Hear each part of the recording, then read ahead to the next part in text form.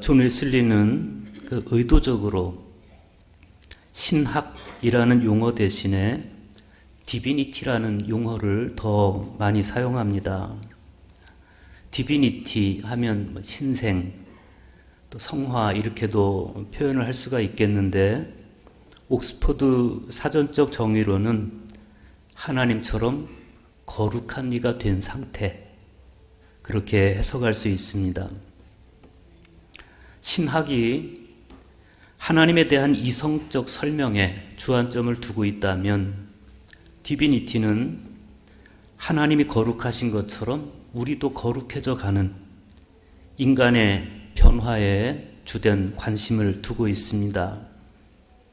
그러니까 신학이 객관적 이론을 지향하는 것이라면, 디비니티는 어떻게 하면 하나님을 닮을 수 있을까? 어떻게 하면 그리스도를 닮을 수 있을까라는 신앙 실천의 목적을 두고 있는 겁니다. 웨슬리가 신학이라는 표현 대신에 디비니티라는 표현을 주로 사용했다는 것은 그분이 어떤 신학 이론보다도 성화에 더 관심을 기울였다, 그런 의미이겠습니다. 그런데 이 웨슬리가 신앙 실천을 통한 성화에 이르기 위해서 관심을 기울인 것 중 하나가 성경 말씀이었습니다. 그분이 자신의 신앙적 삶의 표준으로서 성경을 지목한 것은 1729년의 일이었습니다. 그때 웨슬리는 그리스도인의 완전에 대한 평이한 설명에서 성경을 진리의 궁극적인 표준이며 참된 신앙의 유일한 표지다, 이렇게 고백을 합니다.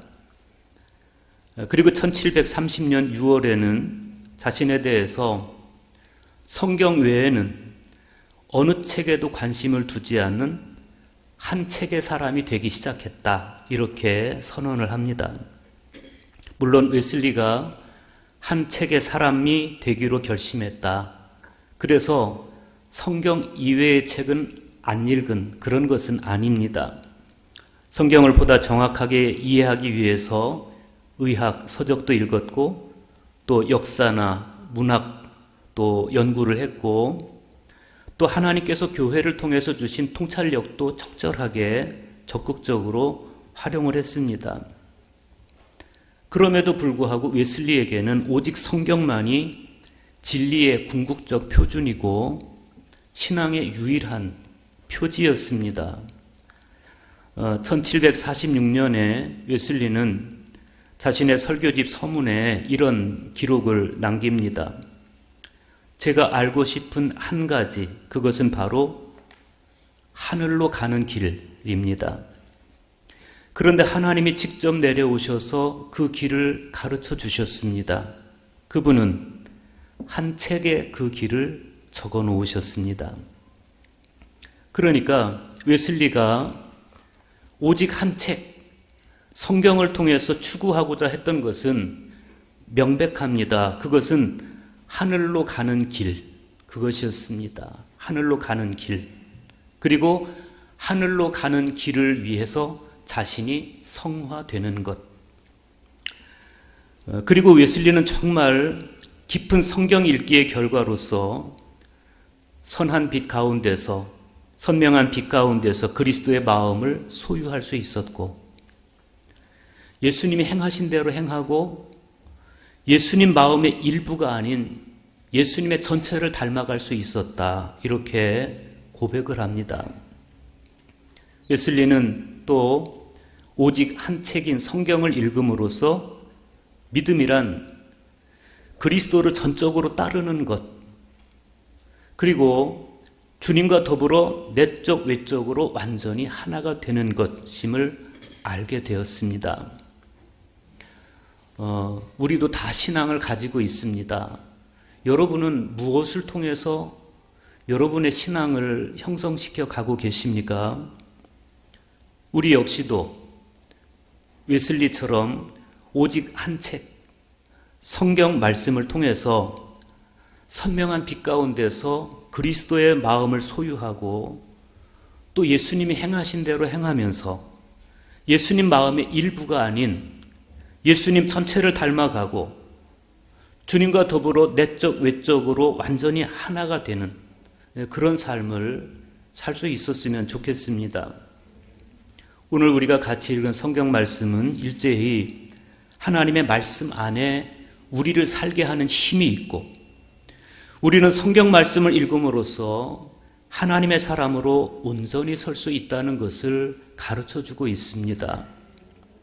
구약 성경을 통해서 하나님은 과거에 이스라엘이 언약을 어겼던 사실을 언급하시면서 하나님께서 마음에 기록해 두신 말씀만이 사람들로 하여금 하나님과 체결한 언약을 지키며 살게 할 것이다. 이렇게 말씀합니다.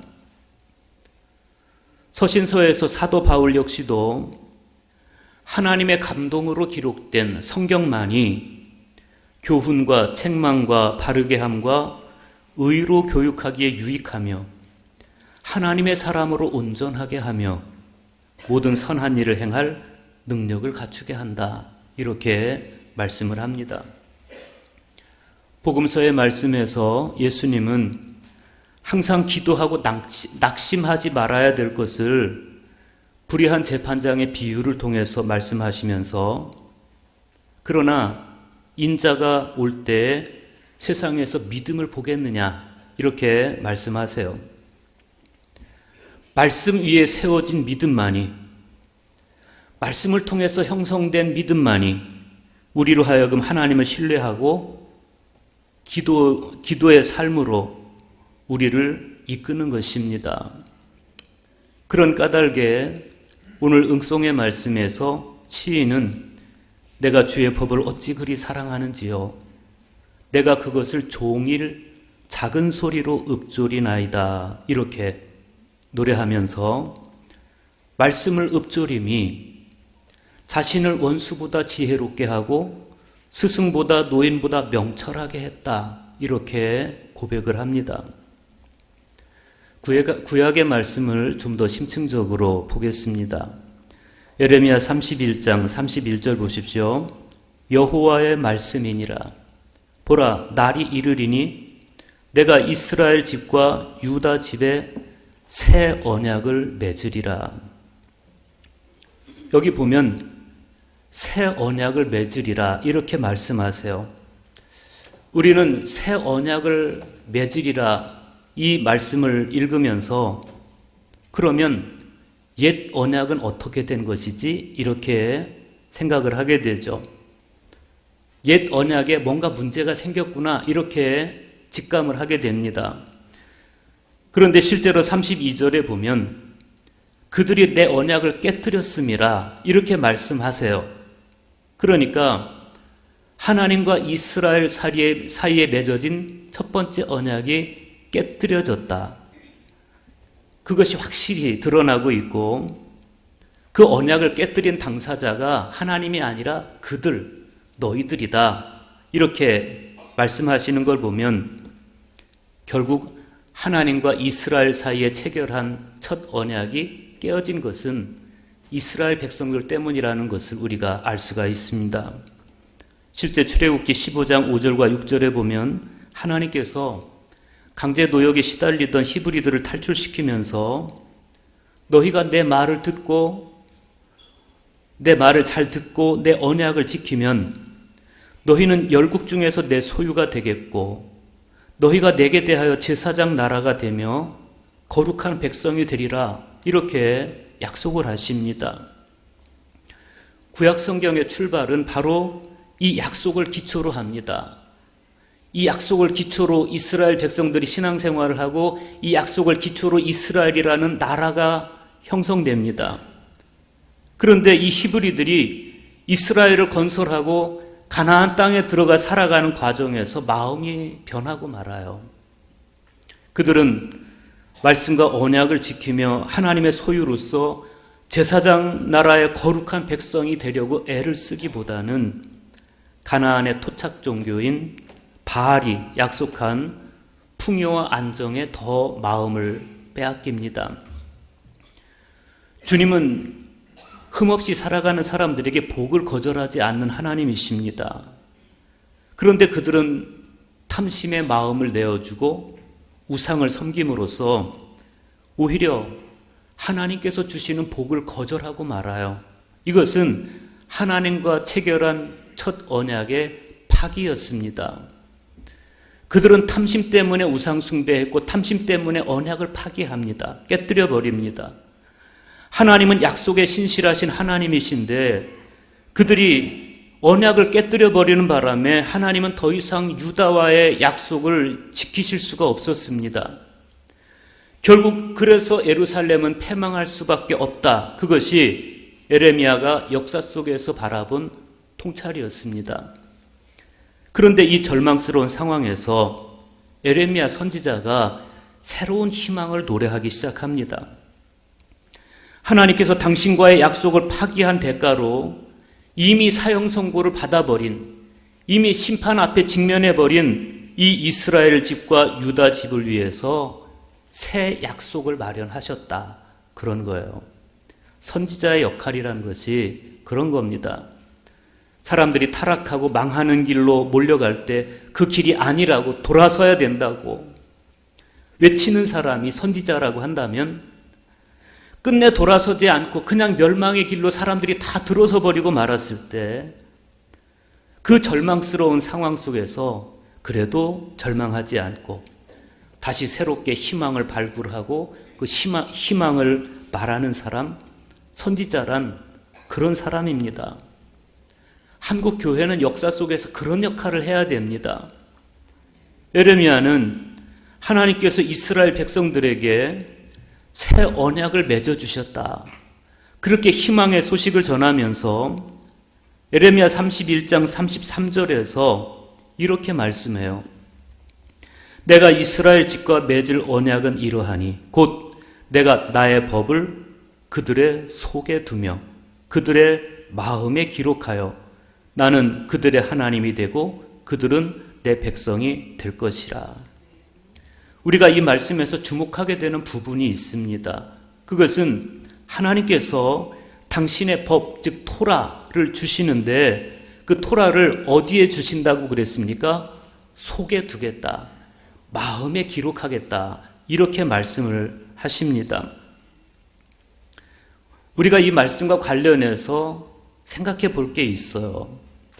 하나님께서 이스라엘과 첫 언약, 시내산에서 첫 언약을 맺으시죠. 그 시내산 언약에서는 이 언약의 말씀이 어디에 기록되어서 주어졌습니까? 돌판에 기록이 되어서 주어졌어요. 그리고 훗날 모세는 죽음을 앞두고 율법책, 두루마리로 만들어진 율법책에 기록해서 언약궤 곁에 둘 것을 지시합니다. 그런데 돌판에 새겨진 말씀, 그 돌판은 깨뜨려질 수 있어요. 실제로 출애굽기 32장 19절에 보면 모세가 돌판을 깨뜨려요. 율법책, 두루마리로 만든 율법책은 언제든지 분실될 수도 있고 소각될 수도 있어요. 그런데 하나님의 말씀이 마음에 기록이 되면 이 말씀은 깨뜨려지지도 소각되지도 분실되지도 않습니다. 그런데 하나님께서 이 새 언약을 마음에 기록해 주시겠다 이렇게 말씀하신 것에는 단지 깨지지 않는다, 소각되지 않는다, 분실되지 않는다, 그것보다 훨씬 깊은 이유가 있습니다. 그건 다름 아니고 이 마음이란 기관이 우리 사람 안에서 하나님을 만나는 가장 심층적인 기관이기 때문에 그렇습니다. 우리가 하나님을 가장 정확하게 만나는 것은 마음으로 만나는 거예요. 마음으로. 그리스도교 전통 안에서 마음이란 말은 모든 신체적, 정서적, 지성적, 의지적 그리고 도덕적 에너지의 원천을 의미합니다. 마음에서 의식적인 감정이나 기분을 느끼기도 하고 마음이 이성과 지각과 이해의 중심이 되기도 합니다. 마음은 우리의 인격을 결정합니다. 하나님께서 거처하시는 곳도 마음입니다. 너희는 너희 마음이 하나님의 거룩한 성전인 것을 알지 못하느냐? 하나님은 어디 거하신다는 겁니까? 마음에 거하신다는 겁니다. 그러면 우리 마음은 어디 있습니까? 마카리우스는 심장에 있다, 이렇게 말해요. 그런데 이 마음은 하나님이 거하시는 성전도 될 수 있지만 잘못 활용하면 사탄이 거하는 거점이 될 수도 있습니다. 사막의 교부 중 한 분이신 마카리우스는 이렇게 말합니다. 영적 훈련을 하는 사람의 주요 과제는 자신의 마음속으로 들어가는 것이다. 사막의 교부들의 가장 깊은 통찰은 마음속으로 들어가는 것이 곧 하나님의 나라로 들어가는 것이다, 이런 거예요.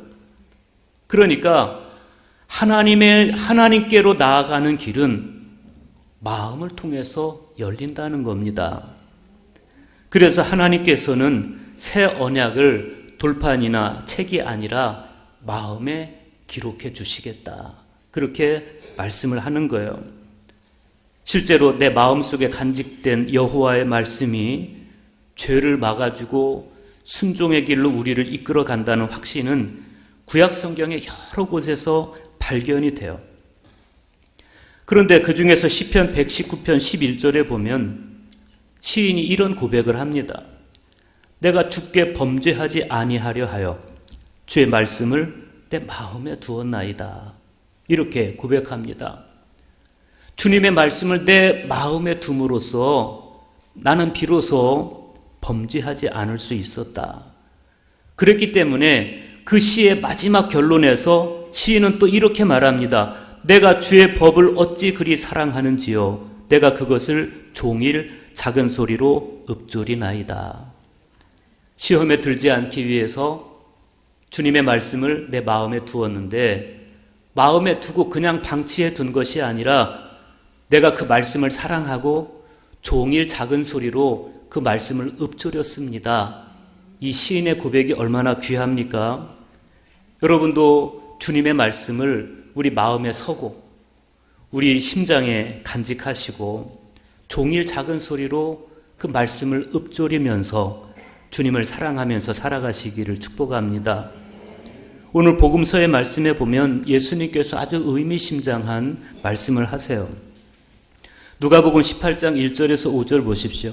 예수께서 그들에게 항상 기도하고 낙심하지 말아야 할 것을 비유로 말씀하여 이르시되 어떤 도시에 하나님을 두려워하지 않고 사람을 무시하는 한 재판장이 있는데 그 도시에 한 과부가 있어 자주 그에게 가서 내 원수에 대한 나의 원한을 풀어주소서 하되 그가 얼마 동안 듣지 아니하다가 후에 속으로 생각하되 내가 하나님을 두려워하지 않고 사람을 무시하나 이 과부가 나를 번거롭게 하니 내가 그 원한을 풀어주리라. 그렇지 않으면 늘 와서 나를 괴롭게 하리라 하였느니라. 주님은 불의한 재판장에게 집요하게 매달려서 간청하고 그 간청함을 통해서 뜻을 이루는 이 과부의 비유를 통해서 마음에 기록된 언약의 말씀을 부여잡은 사람만이 이 과부처럼 낙심하지 않고 기도할 수 있다는 사실을 가르쳐주고 있어요. 이 비유를 표면적으로 보면 끈질긴 기도에 대해서 말씀을 하는 것처럼 그렇게 보입니다. 그러니 간청하고 기도하면 하나님이 응답하신다, 그런 말씀을 하는 것처럼 보이지만 실제로 이 말씀의 깊은 내면에는 하나님의 뜻에 대한 교훈으로, 하나님의 나라에 대한 교훈으로 채워져 있어요. 오늘 말씀 바로 앞에 있는 17장을 보면 예수님께서 하나님의 나라가 어느 때 임하십니까? 하나님의 나라가 어느 때 임하나이까? 라는 바리새인에 대한 질문을 들으시고 대답을 해주세요. 예수님은 하나님의 나라가 임할 때 심판이 있고 구원이 있을 것임에 대해서 길게 설명을 해주십니다. 하나님의 나라를 설명을 하시는데 노아의 때를 예로 들어서 설명을 하시고 롯의 때를 예로 들어서 설명을 하세요.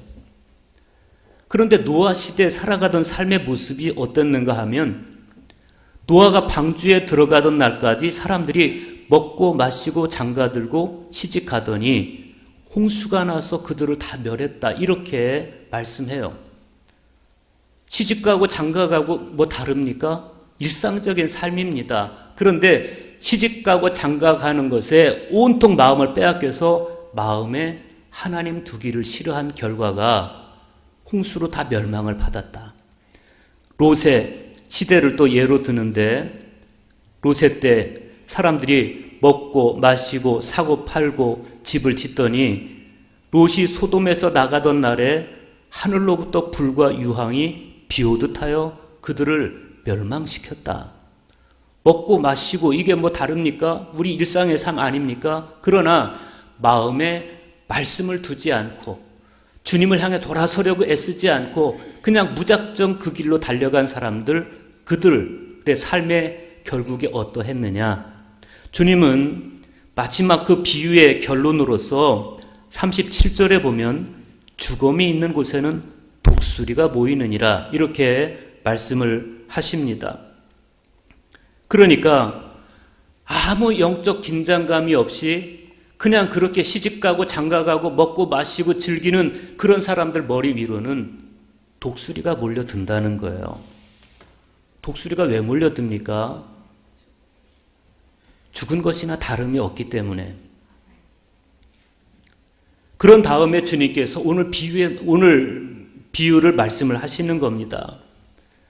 그런데 오늘 비유를 주님이 말씀하시고 나서 강청하는 여인의 비유를 말씀하시고 나서 불의한 재판관의 비유를 말씀하시고 나서 뭐라고 예수님이 말씀을 하시는가 하면 하물며 하나님께서 그 밤낮 부르짖는 택하신 자들의 원한을 풀어주지 아니하시겠느냐? 그들에게 오래 참으시겠느냐? 내가 너희에게 이르노니 속히 그 원한을 풀어주시리라. 이 과부처럼 하나님의 말씀을 마음에 두고 포기하지 않고 간절하게 기도하는 사람에게 주님은 원한을 풀어주신다. 자세히 읽어보면 이 비유는 17장에 이어서 인자가 올 때를 염두에 두고 예수님께서 말씀하신 겁니다. 여기에서 인자는 마지막 때 심판자로 오실 주님을 가르치는 묵시문학적인 표현입니다. 인자는 마지막 때 세상에서 참된 정의를 세우고 새로운 세상을 일으킵니다. 그 세상은 지금까지 우리가 살아온 이런 세상과는 완전히 다릅니다. 더 이상 이렇게 하나님도 두려워하지 않고 사람도 두려워하지 않는 이런 못된 판사에게 휘둘리지 않는 그런 세상이 온다는 거예요. 그 세상은 예수님께서 공생애를 처음 시작하시면서 선포하신 하나님의 나라, 바로 그 나라입니다. 어떤 사람이 이 나라의 주인공이 될 수 있습니까? 마음에 기록된 하나님의 말씀을 종일 읊조리면서 믿음으로 일생을 살아온 사람들. 그런데 안타깝게도 주님은 이렇게 말씀하세요. 그러나 인자가 올 때 세상에서 믿음을 보겠느냐? 바로 여기에 초대 그리스도교가 안고 있던 영적 긴장감이 있었습니다. 믿음이란 뭐겠어요? 그 어디에도 호소할 곳 없던 과부의 심정이 되어서 마음의 말씀을 기록하고 그 말씀을 종일 묵상하고 읊조리면서 다시 오실 주님을 대망하고 기다리는 것, 그게 믿음이에요. 그래서 누가는 이 비유에 들어가기 전에 항상 기도하고 낭망하지 말아야 될 것에 대해서 말씀을 하세요. 이 비유는 항상 기도하고 낭망하지 말아야 될 것에 대한 비유이다, 이런 말씀이에요.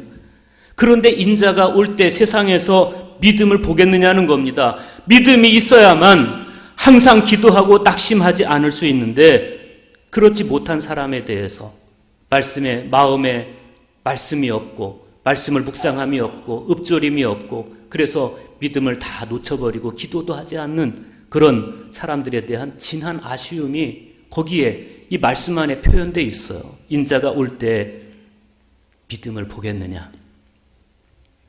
여러분, 초기 그리스도교에 요청됐던 영적 긴장감은 오늘 우리에게도 똑같이 요청되고 있습니다. 이 영적 긴장감이 우리에게 없다면 그리스도교 신앙이 무엇인지 우리는 아직도 모르는 겁니다. 다시 구약의 말씀으로 돌아가 보겠습니다. 에레미야의 약속에 따르면 새 언약의 담지자는 하나님의 말씀을 마음에 간직한 사람입니다. 하나님이 내 마음의 말씀을 기록해 주셨으니 그 말씀에 마음에 새겨 주셨으니 내 마음에 새겨진 그 말씀을 종일 간직하고 있는 사람입니다. 그 말씀을 종일 읊조리는 사람입니다. 하나님은 그런 사람들을 향해서 이렇게 말씀하세요. 내가 그들의 악행을 사하고 다시는 그 죄를 기억하지 아니하리라. 그런데 이 새 언약이 성취되지 못해요. 안타깝게도. 포로 귀환 후에 이스라엘의 현실은 새로운 언약과 거리가 멀었습니다. 그들은 그만 믿음을 상실하고 맙니다. 믿음의 상실은 희망의 상실로 이어졌고 희망의 상실은 기도의 상실로 이어졌습니다. 그 상황은 예수님 시대까지 그대로 이어졌습니다. 그래서 예수님은 이 과부의 비유를 말씀하시는 겁니다. 그런데 이 비유의 결론이 뭡니까? 내가 너희에게 이르노니 속히 그 원한을 풀어주시리라. 주님은 멸망시키기 위해서 존재하신 분이 아니라 원한을 풀어주시고 새로운 세상을 주시기 위해서, 그래서 주님은 새 언약을 말씀하시는데 이 새 언약이 어떻게 이루어집니까? 어떤 사람에게 이 새 언약이 이루어집니까? 하나님의 말씀을 마음에 간직하고 말씀을 부여잡고 깨어있는 사람, 말씀을 부여잡고 기도하는 사람입니다. 에레미야가 예언하는 하나님의 새 언약은 다시 오실 예수 그리스도 안에서 이루어지는 것인데, 말씀을 부여잡고 깨어있고 말씀을 부여잡고 기도하는 사람에게 주님은 새 언약을 이루게 하신다는 것입니다.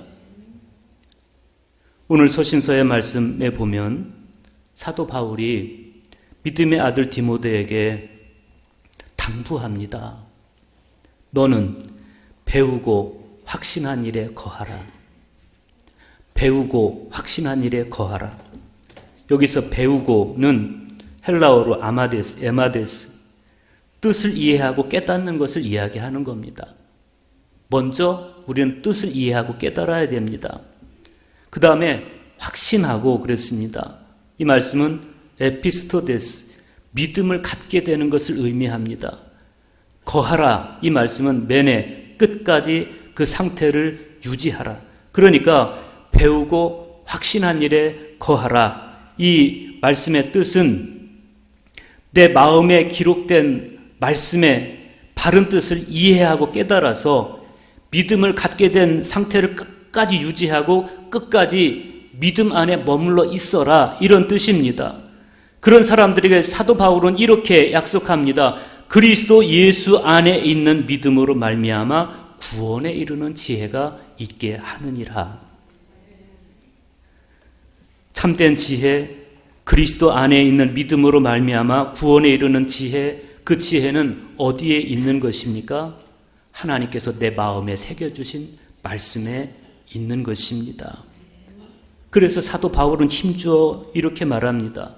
모든 성경은 하나님의 감동으로 된 것으로 교훈과 책망과 바르게 함과 의로 교육하기에 유익하니 이는 하나님의 사람으로 온전하게 하며 모든 선한 일을 행할 능력을 갖추게 하려 함이로다. 한 줌도 되지 않는 인간의 지혜, 그 사람의 지혜로 여러분은 세상을 다 살아갈 수 있다, 이렇게 생각하십니까? 어리석은 생각입니다. 웨슬리가 오직 한 책의 사람이 되어서 말씀을 통해 하늘로 가는 길을 찾고 그 하늘로 가는 길로서 하나님을 닮아가는 성화에 이르렀듯이 우리 역시 말씀의 사람이 되어서 말씀을 통해서 그리스도의 마음을 소유하고 말씀을 통해서 예수님이 행하시는 대로 행하고 예수님 마음의 일부가 아닌 예수님의 전체를 닮아가고 내적 외적으로 주님과 하나가 되어야 될 것입니다. 그래서 주님 다시 오실 때 그 믿음을 칭찬받는 한 사람, 그 한 사람이 여러분이 되시기를 주님의 이름으로 축원합니다.